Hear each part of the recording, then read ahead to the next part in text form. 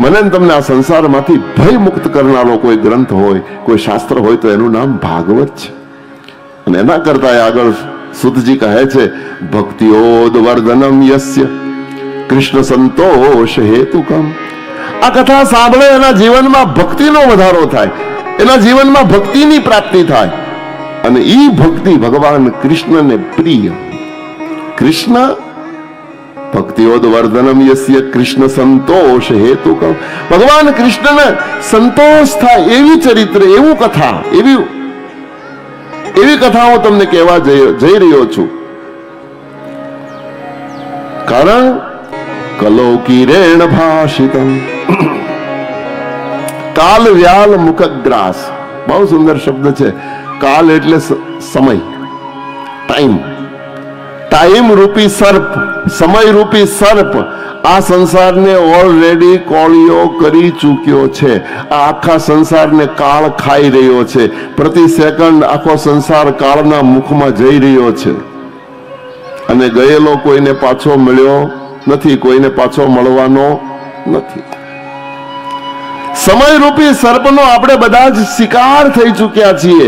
ટૂંકમાં કહું તો આપણે જેટલા વર્ષના થયા છીએ એટલા આપણા વર્ષ એ કાળ નામનો સર્પ ખાઈ ગયો છે. આપણે ઓલરેડી એના મોઢાનો કોળિયો છીએ.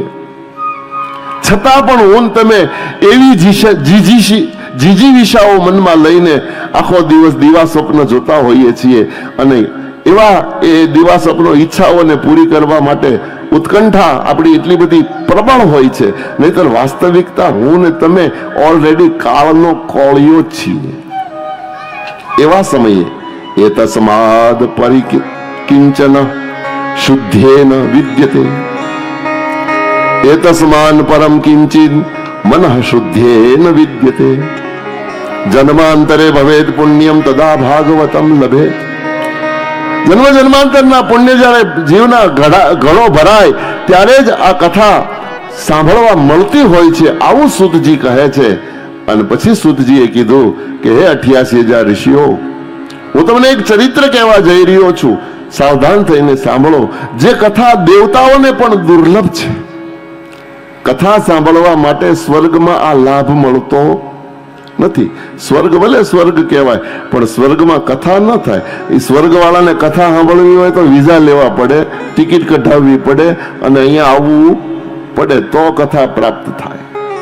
અને એની તાદ્રશ દ્રષ્ટાંત અહીંયા સુતજી આપ્યું છે કે સુખદેવજી મહારાજ જ્યારે સુખતાલમાં એ વટવૃક્ષની નીચે આવીને બેઠા, પરીક્ષિત રાજા સામે બેઠો, હજી પ્રશ્ન કર્યો નથી. કથા સાંભળવા માટે પરીક્ષિત ઉત્સુક હતો, સુખદેવ કથા કહેવા તૈયાર હતા. અને એ વખતે આકાશમાંથી વિમાન ઉડતું આવ્યું, એ ગંગાના કિનારે લેન્ડિંગ થયું. એ પ્લેનમાંથી, વિમાનમાંથી દેવતાઓ દોડતા નીચે ઉતર્યા. એના હાથમાં અમૃતનો કુંભ હતો. એ દોડતા અમૃતનો કુંભ લઈ અને આવ્યા, અને પરીક્ષિતને કહેવા લાગ્યા. સીધા પરીક્ષિત પાસે ગયા, જો સુખદેવ પાસે ન ગયા, સ્વાર્થી છે. પરીક્ષિતને આવીને વિનિમયની વાતો કરવા લાગ્યા. એ વખતમાં આપણો વિનિમયનો યુગ હતો. વસ્તુના બદલામાં વસ્તુ મળતી હતી. રૂપિયા ટંકશાળ ત્યારે નહોતી, ત્યારે વસ્તુના બદલામાં વસ્તુ મળતી. એટલે અમૃતનો કુંભ બતાવી અને પરીક્ષિતને કીધું, તારા માટે સ્વર્ગનું અમૃત લાવ્યા છીએ, તો પી જા, એના બદલામાં અમને કથા અમૃત આપ. એટલે પરીક્ષિત હેરાન થઈ ગયો. પરીક્ષિતે વિચાર કર્યો કે સ્વર્ગામૃત અને કથા અમૃત, બોલવામાં તો બે અમૃત છે, પણ હવે કયું અમૃત પીવાથી કયો ફાયદો એ તો હું જાણતો નથી. એટલે પરીક્ષિતે સીધો જ સુખદેવજી બાબાને સવાલ કર્યો કે બાબા, મારી સામે અત્યારે બે અમૃત આવ્યા છે, એક કથા અમૃત છે અને બીજું સ્વર્ગામૃત છે, મારે કયું અમૃત પીવું જોઈએ? અને એ વખતે સુખદેવજી બાબાએ સીધું જ પરીક્ષિતને કહી દીધું કે રાજા, આ દેવતાઓ જે લાવ્યા છે ને એ સ્વર્ગામૃત છે, અને સ્વર્ગામૃત પીશ ને તો તને સ્વર્ગ મળશે. પણ સ્વર્ગમાં તું ક્યાં સુધી રહી શકીશ? જ્યાં સુધી તારી પાસે પુણ્ય હશે. સ્વર્ગમાં પુણ્યનું ચલણ છે, પણ ત્યાં પુણ્ય વાપરવા માટેનો રસ્તો છે, ત્યાં કમાવાનો રસ્તો નથી. પુણ્ય ઉપાર્જન કરવા માટે સ્વર્ગમાં કોઈ સાધન નથી.